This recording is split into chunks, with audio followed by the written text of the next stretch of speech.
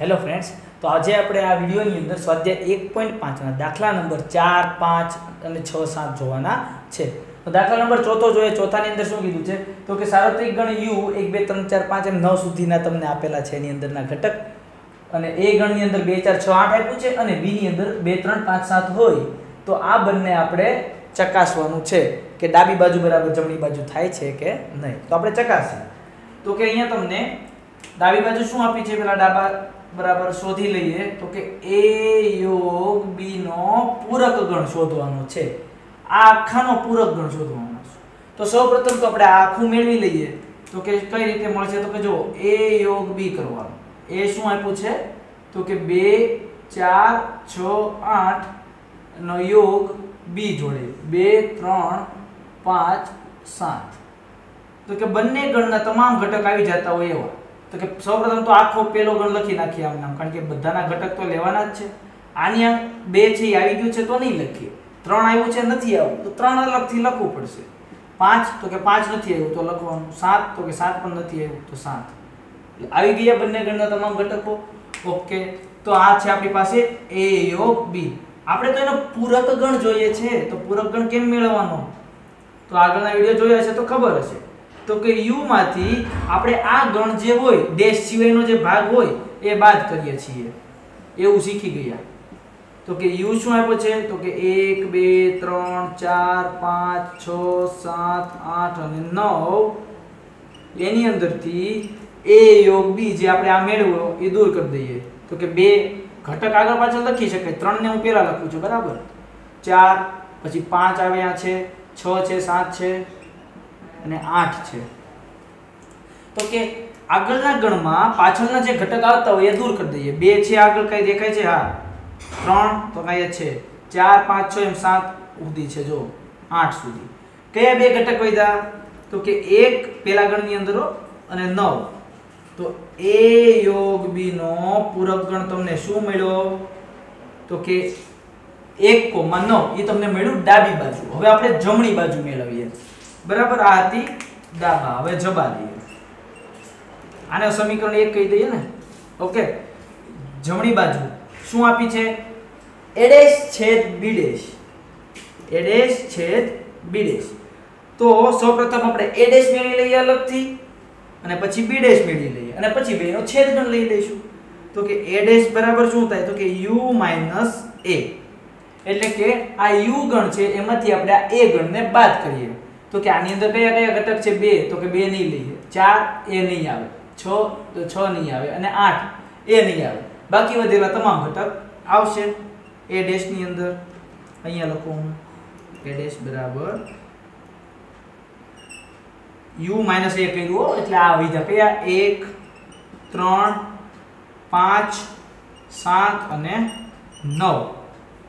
હવે એ જ રીતે b ડેશ મેળવી લઈએ. b ડેશ બરાબર પણ u b થશે. u માંથી a ડેશ સિવાયનો ઘટક જે વધે એ બાદ કરીએ છીએ. તો કે u b એટલે આ u માંથી આ b ના ઘટક દૂર કરીએ.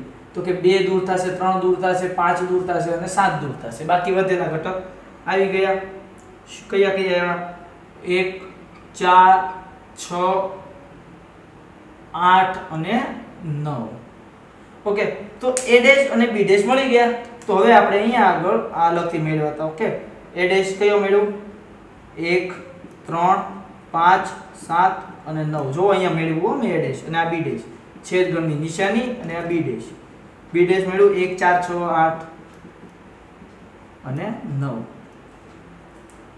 છેદ ગણ છે બંનેમાં સામાન્ય દેખાતા હોય એ જ લેવાના. બંનેની અંદર એક સામાન્ય દેખાય છે. પછી તો કે 4 છે અહીંયા નથી, 6 અહીંયા નથી, 8 અહીંયા 9 દેખાય છે. તો બંને ગણની અંદર કયા કયા સામાન્ય આવ્યા? 1 અને 9. તો તમે જોઈ શકો છો a ડેશ છેદ b ડેશ તમને શું મળ્યું 1,9.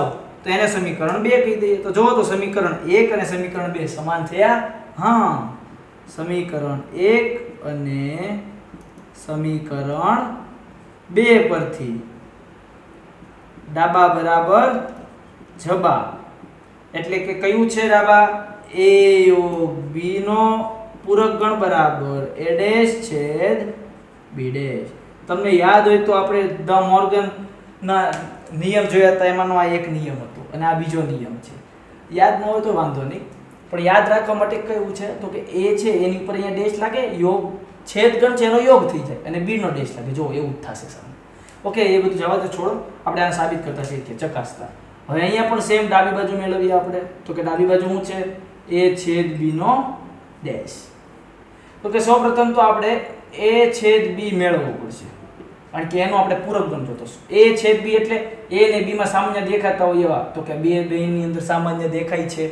પછી તો કે 4 નથી, 6 નથી, 8 નથી, બીજું એક કે નથી, ખાલી બે જ સામાન્ય દેખાણ. તમે જોયું ને? a છેદ b હું મળ્યું તો કે 2. હવે એનો પૂરક ગણ એટલે તો કે u માંથી આ ડેશ સિવાયનો ભાગને બાદ કરવાનો. a છેદ b. તો કે u માંથી આ શું છે આપણી પાસે? ખાલી 2. તો જો 2 જ છે u માંથી, એટલે કે આમાંથી ખાલી 2 ને દૂર કરવાનું. 2 દૂર થાય એટલે આ વાક્યના 1 થી 9 ની અંદર 2 સિવાયની બધી સંખ્યા કઈ કઈ આવી? હું આ અલગથી નીચે લખું એટલે મારે એને લખતા ફાવે. તો કે 1 2 નહીં આવે, બાકી બધી સંખ્યા 3 4 5 6 7 8 અને 9. શું મળ્યું? a છેદ b નો ડેશ. સમજ્યા? હવે તો કે a ડેશ મેળવી, આ મને મળી ગયું સમીકરણ 1. ડાબી બાજુ આપણી કમ્પ્લીટ થઈ ગઈ. હવે આપણે જમણી બાજુ ઉપર જઈએ છીએ. તો કે અહીંયા હું બતાવવાનું છે a ડેશ યોગ b ડેશ આ મળવો જોઈએ. મેળવી લઈએ. સૌપ્રથમ આપણે a ડેશ મેળવીએ. તો કે a ડેશ શું થાય? તો કે u માંથી એને બાદ કરી દેવાનો. a ડેશ એટલે તો કે u માંથી આ ડેશ દૂર કરો એટલે માઈનસ, આ ડેશ અહીંયા માઈનસ તેમ આવી જાય અને a નો a. એવી રીતે યાદ રાખો. u માંથી a ના ઘટક દૂર થાય. આ બધી બ્લુ લાઈન જવા દો. તો કે u માંથી a ના ઘટક દૂર કરો તો કે 2 દૂર થઈ જાય, પછી 4 દૂર થઈ જાય, 6 દૂર થઈ જાય અને 8 દૂર થઈ જાય. વિધા કયા? 1 3 5 9. 1 3 5 7 અને 9. b ડેશ મેળવવો પડશે. જો અહીંયા a ડેશ મેળવી દીધો, હવે b ડેશ મેળવું છું. તો કે u - b. તો કે આ u માંથી b ના ઘટક દૂર થઈ જાય. તો કે આ 2 દૂર થઈ જાય, 3 દૂર થઈ જાય, 5 દૂર થઈ જાય, 7 દૂર થઈ જાય. તો કયા કયા વિધા? 1 3 3 દૂર થઈ ગયો ને. 1 3 1 4 6 8 9 9. તો આ મને a ડેશ અને b ડેશ મળ્યા. હવે શું છે? તો કે a ડેશ યોગ b ડેશ છે. તો કે a ડેશ કયો છે? એક વ્યવસ્થિત લખવું પડશે. 1 3 5 7 9 યોગની નિશાની 1 4 6 8 અને 9. યોગ ગણ કરતા આવડે છે. સૌપ્રથમ પહેલો ગણને હું આખો આમ નામ લખી નાખું. પાછળના ગણમાં જો 1 આવી ગયું તો અહીં નહીં લખું, 4 નથી આવ્યું તો લખીશ, 6 તો કે નથી આવ્યું, 8 તો કે નથી આવ્યું, 9 તો કે 9 આવી ગયું છે આગળ. તો તમને શું મળ્યું? આ રીતના ઘટક મળ્યા. હું આને લાઈનમાં લખું. 1 પછી 3 પછી 4 લખું, પછી 5 લખું, પછી આ 6 લખું, પછી આ 7 લખું, પછી આ 8 લખું ને પછી આ 9 છે એ લખું. તો જુઓ તો આ સમીકરણ 2, સમીકરણ 1 અને 2 ઉપરથી ખાલી 2 સિવાયના બધા જ ઘટક છે કે નહીં? સમીકરણ 1 અને સમીકરણ 2 પરથી ડાબા બરાબર જબા, એટલે કે આ બરાબર આ સાબિત કર્યું. તો આપણે આ દાખલો ચકાસી લીધો. ક્લિયર? સમજાણું છે? ના સમજાણું તો કોમેન્ટ કરીને પૂછી શકો છો. હવે આપણે દાખલા નંબર 5 જોઈએ. એક્ઝામ્પલ નંબર 5 જોઈએ. તો પાંચમા એક્ઝામ્પલની અંદર શું કીધું છે? તો કે નીચેના દરેક માટે યોગ્ય વેન આકૃતિ દોરો. વેન આકૃતિ એટલે આપણે ઓલું બોક્સ કરીને દોરીએ છીએ ને એ દોરવાનું છે. તો કે આની અંદર શું કીધું છે? તો કે જો હવે આની અંદર વેન આકૃતિ કઈ રીતે દોરવાની છે? તો કે હું 1-2 સ્ટેપમાં દોરીશ. છેલ્લે આપણે ફાઇનલ આકૃતિ દોરશું. સૌપ્રથમ તો a યોગ b, અને જે આપણને ભાગ મળતો હોય ને આનો એને આપણે ઘાટો દોરવાનું છે. બરાબર છે? તો કે જો અહીંયા હું આપ્યું છે a યોગ b, પહેલા હું ગણ a દોરી લઉં અને આ ગણ b દોરી લઉં. આ a b અને ઉપર સારથી ગણની નિશાની. તો કે a યોગ b એટલે શું? તો કે બંને આકૃતિ આવી જતી હોય એવો ભાગ. તો કે આ બધો ભાગ. બરાબર? હવે એને શું કીધું છે? એની ઉપર ડેશ આપ્યું છે એટલે એનો પૂરક ગણ અહીંયા નીચે લખવાનું. તમે જે આકૃતિ કરી હોય ને આ a યોગ b ની છે આવું. બરાબર? આપણે અહીંયા ફર્સ્ટ સ્ટેપ લખ્યું. હવે સેકન્ડ સ્ટેપ. તો કે આ તો આપણે ફર્સ્ટ ખાલી a યોગ b મેળવ્યો. આપણે એનો પૂરક ગણ એટલે તો કે જે આ બંધ આકૃતિ બની. બરાબર? આવી આકૃતિ બની આ. એની સિવાયનો ભાગ, એની સિવાયનો એટલે એની બહારનો ભાગ. એટલે જો હવે અહીંયા બીજી આકૃતિ દોરી એટલે વધારે ક્લિયર થશે તમને. આ ગણ A છે, આ ગણ B છે અને આ સાર્વત્રિક ગણ U છે. હવે આ ભાગ મેં કાળા કલરનો દોર્યો છે, એની સિવાયનો ભાગ એટલે કયો આવશે?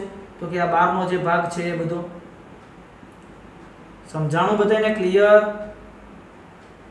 તો આ શું થયું? તો કે આ A યોગ B જે છે એની ઉપર ડેશ એનો પૂરક ગણની આકૃતિ મેળવી. તો કે આની મેઇન આકૃતિ કઈ છે? સેકન્ડ નંબરની.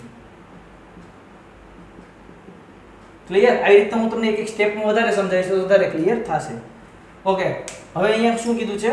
તો કે A ડેશ છેદ B ડેશ ની આકૃતિ દોરવાની છે. તો સૌપ્રથમ તો આપણે પેલા સાર્વત્રિક ગણ U લઈએ, અહીંયા ગણ A લઉં, અહીંયા ગણ B લઉં. બરાબર? આ શું છે? ગણ A, આ ગણ B. હવે તો કે પેલા A ડેશ શોધવાનું છે. તો કે A ડેશ એટલે તો કે આખો A જે છે ગોળ ચકડું એની બહારનો ભાગ, ગોળ ચકડાની બહારનો ભાગ એ A ડેશ થયો. જોજો સરખું. આ શું થયું? A dash. એવી જ આકૃતિ અહીંયા નીચે દોરું છું.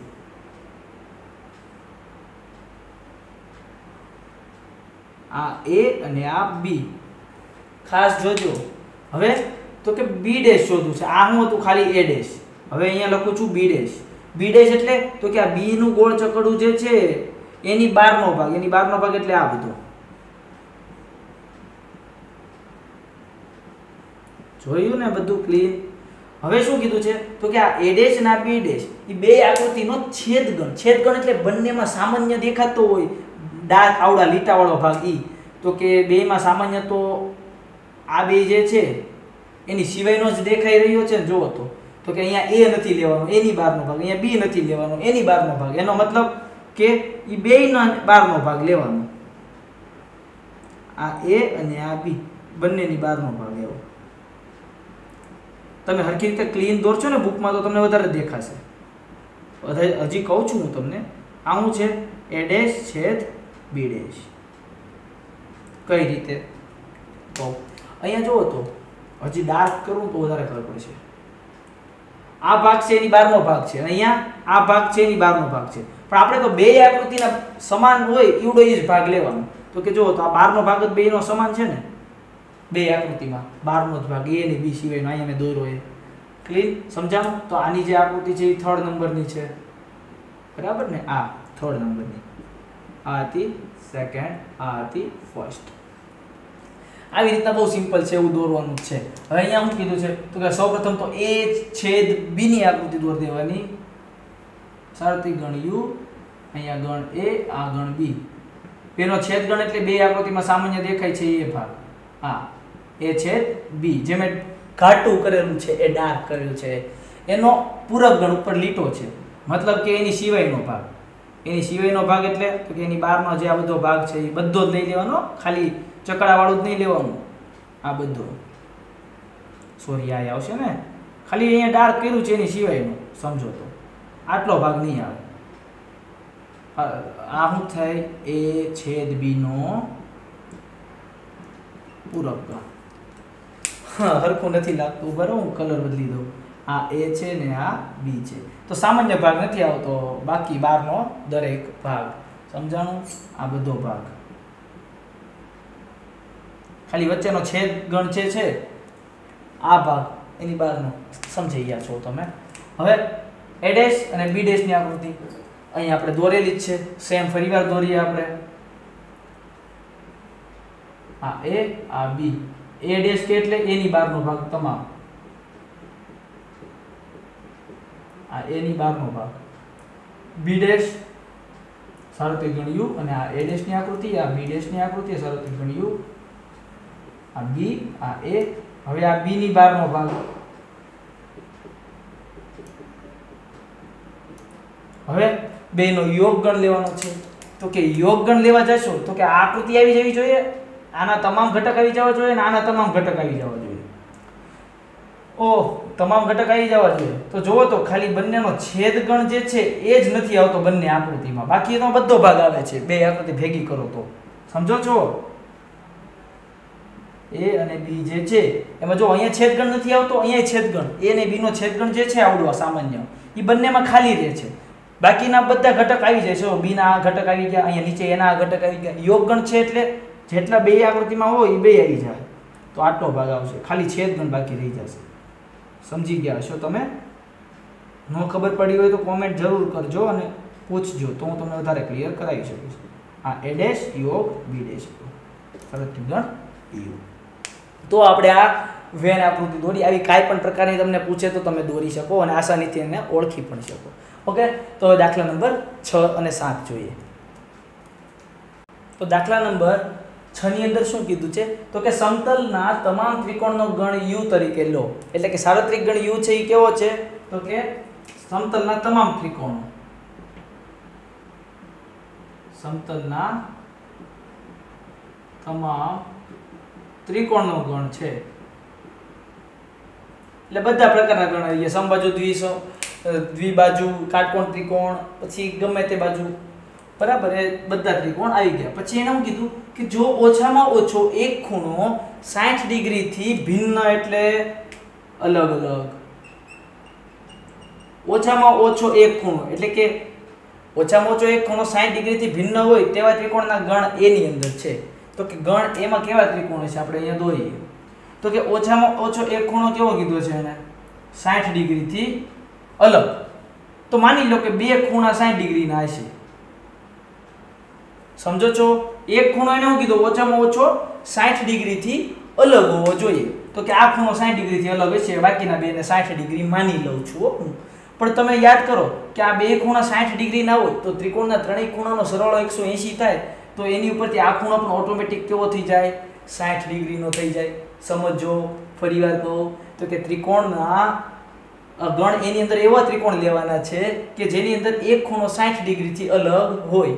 તો મેં બાકીના બે ખૂણા 60 ડિગ્રીને તો લઈ શકું ને, તો એને મેં 60 ના લીધા, તો આને ઓટોમેટિક 60 નું થવું પડ્યું. એનો મતલબ શું થયો? તો કે કોઈ એવો ત્રિકોણ બનાવીશ જેનો હું એક જ ખૂણો 60 ડિગ્રીનો લઈ શકીશ. બીજો 60 ડિગ્રીનો લેવા જાઉં છું તો ત્રીજો ઓટોમેટિક 60 ડિગ્રીનો થઈ જાય છે. સમજાય છે? ના સમજાય તો ફરીવાર વિડીયો પાછો કરી એકવાર જોઈ જુઓ.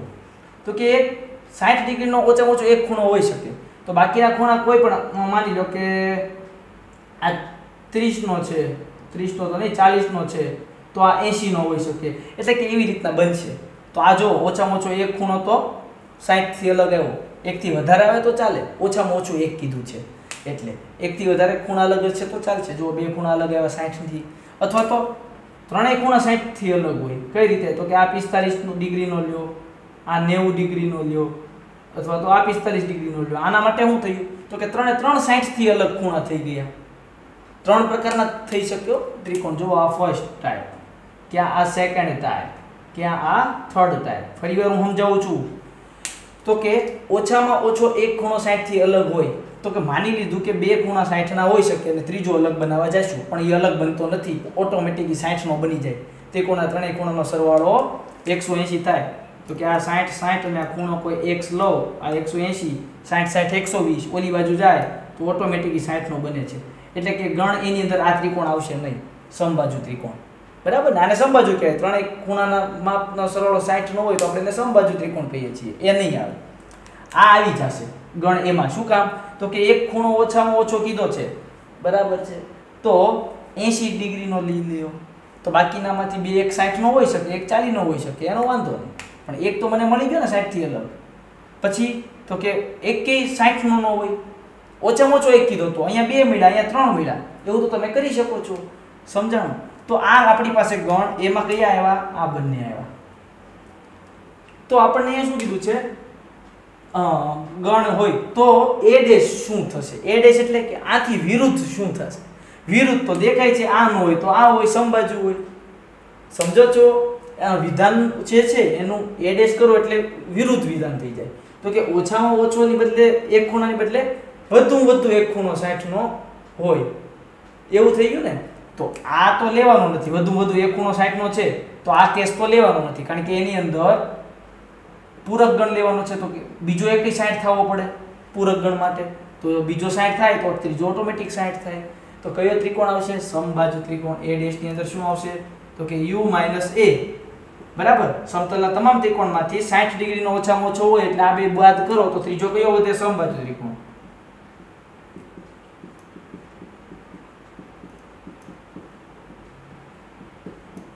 સમજાઈ ગયું હશે બધાને? ના ખબર પડી હોય તો કોમેન્ટ કરજો, હું તો તમને ત્યાં રિપ્લાય જરૂર કરીશ. દાખલા નંબર 7 જો નીચેના વિધાનો સત્ય થાય તે રીતે ખાલી જગ્યા પૂરો. તો હવે જોજો આપણે વેન આકૃતિ દોરવી પડશે આવા બધા દાખલાની અંદર તો તમને ક્લિયર થશે. ગણ A છે, આ ગણ A છે, તો કે ગણ A એનો યોગ A ડેશ હારે કરવામાં આવે. આ અંદરનો છે એ ગણ A છે, બહારનો છે એને A ડેશ કહેવામાં આવે. બહારનો એટલે આ ચકડાની બહારનો જે છે ભાગ એ A ડેશ અને ચકડું છે એ A, બેનો યોગ ગણ કરો તો આખી બંધ આકૃતિ લઈ લેવાની. તો પોતે u થઈ ગયો સાર્વત્રિક ગણ, તો એ જવાબ આવશે. પછી તો કે ફાઈ નો ડેશ, આ ખાસ સમજવા જેવું છે. સાર્વત્રિક ગણ u. હવે ફાઈ નો ડેશ કે ને જ્યારે તમને ફાઈ એટલે તો કે ખાલી ગણ, રિક્ત ગણ, તો કે એનો ડેશ કરવામાં આવે, એનો પૂરક ગણ કરવામાં આવે તો સાર્વત્રિક ગણ u આખો થઈ જાય છે. યાદ છે તમને લોકોને? એટલે કે આ આખો ભાગ સાર્વત્રિક ગણ u આખો, એનો છેદગણ a આરે લેવામાં આવે. હવે આ a છે, હવે એનો છેદગણ એટલે તો કે આ u અને a એ બે વચ્ચેનો સામાન્ય ભાગ, તો a પોતે જ આવે છે સામાન્ય. સમજાણું? ઓકે.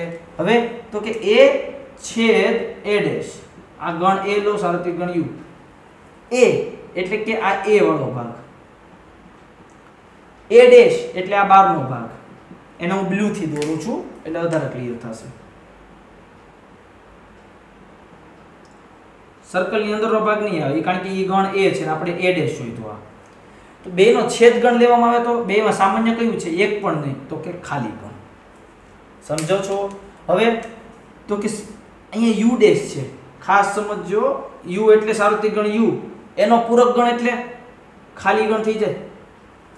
આખા u ને u માંથી બાદ કરી દેવામાં આવે. અહીંયા શું છે?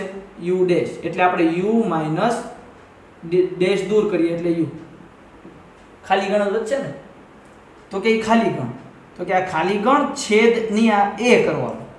હવે ખાલી ગણ હારે તમે કોઈ પણ નો છેદ ગણ કરો તો તમને બધાને મને બધાને ખબર છે ખાલી ગણ જ આવે, કારણ કે બે ગણની અંદર સામાન્ય ઘટક લેવાના. આ ગણની અંદર તો ઘટક જ નથી, આપણે આવી રીતના લખીએ છીએ, અને એની અંદર કંઈક ઘટક હશે પણ બેને સામાન્ય તો કે કાંઈ નહીં મળે, ખાલી ગણ. તો કે આ તો આપણો દાખલા નંબર 7. તમને કંઈ ડાઉટ હોય તો કોમેન્ટ કરીને પૂછજો, અને વિડીયો ગમે તો લાઇક કરજો, ચેનલને સબસ્ક્રાઇબ કરી દેજો, જેથી જ્યારે હું વિડીયો મૂકું તો તમે આસાનીથી અને સરળતાથી મેળવી શકો. Thank you friends.